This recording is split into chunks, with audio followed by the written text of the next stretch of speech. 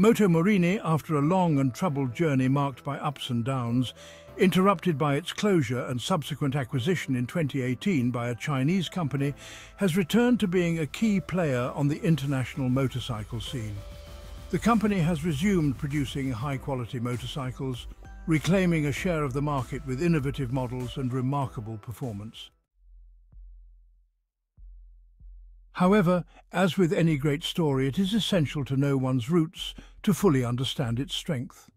As Alfonso Morini himself said, "Those who forget the past have no future." For this reason, today we recount the story of Alfonso Morini, the man who founded the brand and, with his vision, managed to turn a dream into reality, writing an important page in the history of Italian motorcycling. The name Alfonso Morini resonates in the motorcycling world as that of a pioneer, a tenacious and ingenious inventor. Born in Bologna in 1898, he showed a natural talent for mechanics and a visionary instinct from a young age, which would lead him, through challenges and triumphs, to create one of Italy's most beloved brands, Moto Morini. His tireless dedication, combined with an innovative and often unconventional approach, made possible not only the founding of an iconic company, but also helped to establish Italian excellence in a competitive and ever-evolving sector. Alfonso Morini began his career in the workshop of the Mazzetti brothers, where he learned the basics of mechanics and, most importantly, developed a deep respect for the art of craftsmanship. However, his ambitious spirit could not be confined to a subordinate role. He soon felt the need to branch out on his own.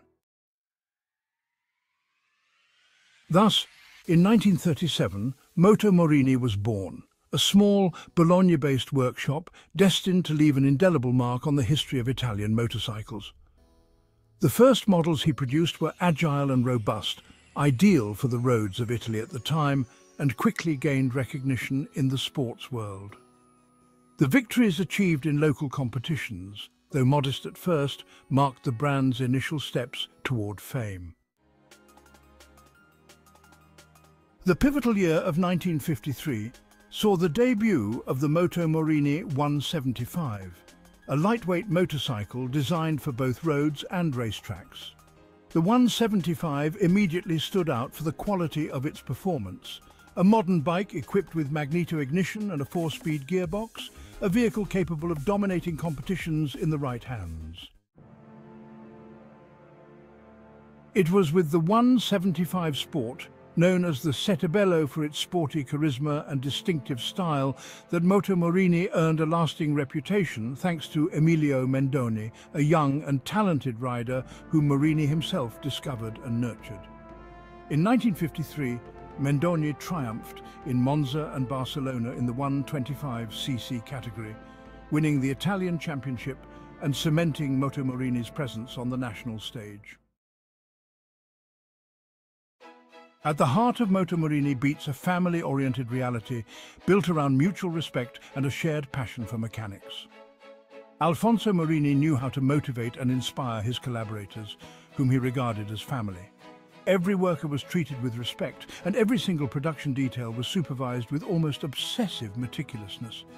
Moto Morini was not just a company, it was a microcosm, a workshop where the culture of work was expressed in every gesture and every glance. A place where manual labour and mechanical ingenuity fused to create motorcycles with extraordinary performance. The evolution of the Moto Morini lineup was continuous, as was its success on the racing circuits. In 1955, the Rebello model, another extraordinary creation, triumphed at the Moto Giro d'Italia, with Moto Morini riders sweeping the podium. Mendogni took first place, Speciale second and Mattei third. The Rebello also stood out in the Milano-Taranto with performances that further cemented the fame of the Bologna-based company. The range of models expanded to cater to an increasingly broad clientele, from the 98 cubic centimetre Sparazzino to models like the Briscola, Turismo, Gran Turismo and Supersport, culminating in the already celebrated Settebello. Alfonso Morini was not just a great entrepreneur, he was also a man who recognized the value of the talents around him. Among his collaborators were figures like Nerio Biavati, a skilled engineer capable of transforming ideas into fully functioning engines; Walter Scagliarini, an expert in assembly and head of the Reparto course or racing department; and Carlo Lugli and Gino Marchesini, designers who contributed to the development of touring motorcycles. Thanks to this cohesive team, Moto Morini was able to tackle new challenges with readiness and efficiency. Not only did Morini identify exceptional technicians, but he also discovered great riders. Who could forget Giacomo Agostini's early career on a Moto Morini? In 1958, the company launched the 250 Corsa, a twin-cam racing motorcycle that represented the pinnacle of engineering at the time. Equipped with dual overhead camshafts and delivering 29 horsepower at 10,000 RPM, the 250 quickly proved competitive. Riders like Mendogni and Zubani achieved prestigious victories, propelling Moto Morini to the forefront of Italian and international motorcycling. The Bologna company's commitment to competition was unwavering, and the results came quickly.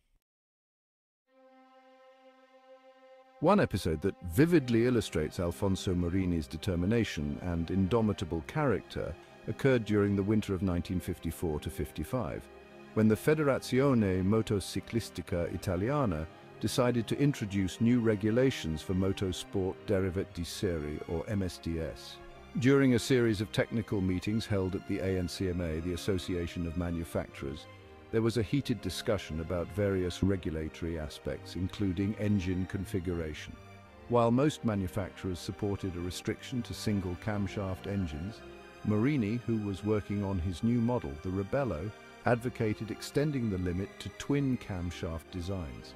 After a prolonged debate in which he failed to win support for his position, Alfonso stood up and left the room.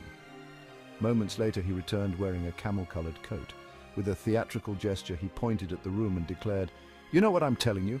On my engines, I'll put one camshaft, two camshaft, a whole forest if I feel like it."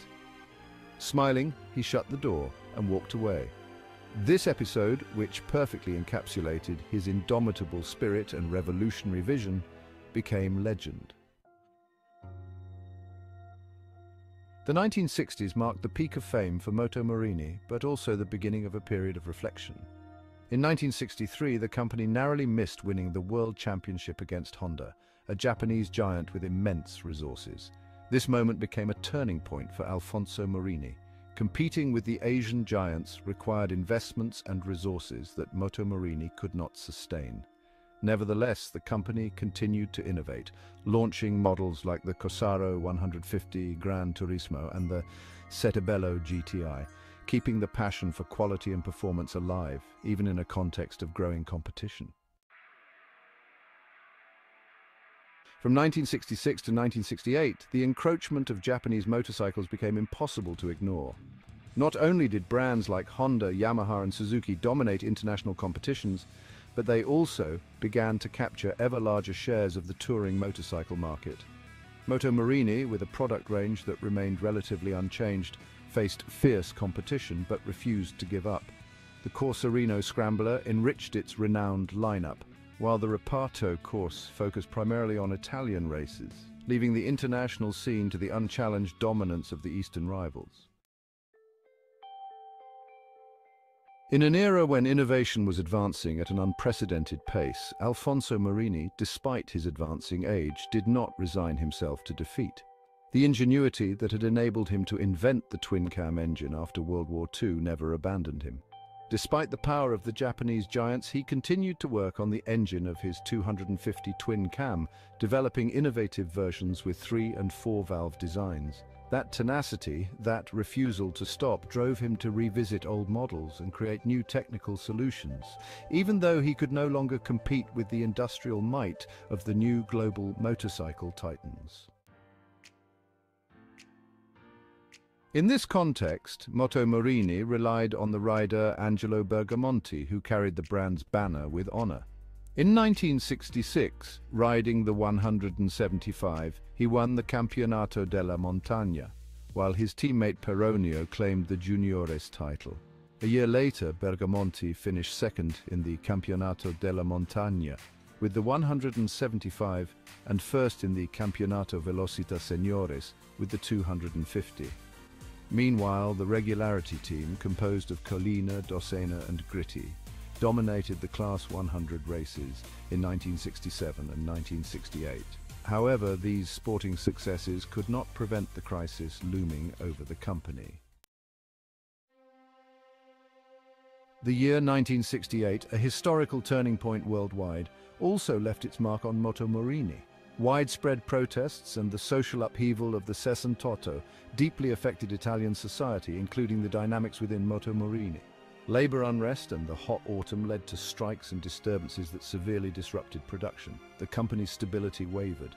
Supply chain issues and increasing difficulties in meeting delivery deadlines undermined the business's solidity, while the relationship between ownership, management, and workers deteriorated. Despite his charisma and the esteem he inspired, Alfonso Morini fought tirelessly to limit the damage, but confusion, disorder, and the daily struggle began to take their toll. By 1969, Alfonso Morini's body, weakened by stress and illness, began to falter. Though hospitalized at Villa Erbosa for treatment, his unyielding determination remained evident. He insisted he was fine and wanted to return to work immediately. However, his vitality was abruptly extinguished. On June 30th, 1969, he passed away while still under care, leaving an unfillable void, not only for Moto Morini, but for the entire world of motorcycling. After Alfonso Morini's death, the company passed into the hands of his daughter Gabriella, who, despite her law degree, tried to preserve the brand's tradition and continuity. Yet, the esteem and affection surrounding Alfonso Morini's legacy were not enough to maintain the value of his creation. The faithful employees embodied this continuity, but the absence of the founder seemed impossible to overcome. Moto Morini struggled to move forward. The Corsorino and its derivatives were produced until 1972, but initiatives like the Dollaro moped and the twin-cylinder 3.5 models did not achieve the same impact as earlier productions. Nevertheless, Morini continued to excel in the sporting arena, with the 175 remaining one of the fiercest competitors in regularity and hill climb races well beyond 1974. The following years were marked by increasing difficulty in remaining competitive. Off-road bikes like the Camel 500 and Kanguro 350, introduced in 1982, failed to turn the tide. In 1984, the last evolution of the 3.5 line, the K2 model, seemed like the final attempt to revitalize a brand struggling to keep pace with Italian rivals and, above all, foreign competitors. When the brand was sold to the Ducati Cagiva Group in 1987, Moto Morini entered what could be described as a period of hibernation. When the brand was sold to the Ducati Cagiva Group in 1987, Moto Morini entered what could be described as a period of hibernation. Although Ducati retained the rights to the brand, production was halted, and Moto Morini was excluded from development plans. Years later, a wanderer passing by the old Moto Morini factory in Bologna would be struck by a melancholic scene. The walls, though intact, were cracked. Broken windows and rusted frames bore witness to slow, inexorable abandonment. Where had the workers, the technicians, the racers seeking assistance gone? Where were the trucks once loaded with motorcycles bound for far-off destinations? And what had become of the passion that once animated that place, the same passion Alfonso Morini had so skillfully infused into his company? In truth, that scene mirrored a broader picture. Bologna, like many other Italian cities, was changing. Industries were barely surviving, many were sold to foreign interests, while others shut down entirely. Italian motorcycles, like Ducatis, survived only partially. The international market was dominated by Japanese brands, and Italian production had largely shifted to mopeds and scooters. If he were still alive, Alfonso Morini would never have abandoned his post, because he, like the brand he created, would never have accepted the idea of giving up. The figure of Alfonso Morini represents a model of a bygone era of entrepreneurship, one capable of combining technical rigor with artisanal passion. His dedication to work, his ability to inspire and guide his collaborators, and his resilience in the face of adversity created a unique corporate culture founded on values of loyalty, respect, and innovation. Morini was more than just a motorcycle builder. He was a mentor and a father figure to many of his employees. His generosity toward workers, respect for mechanics, and devotion to his company made him a respected and beloved figure. Even after his death, Morini remains in the hearts of Italians as the creator of motorcycles that inspired generations to dream.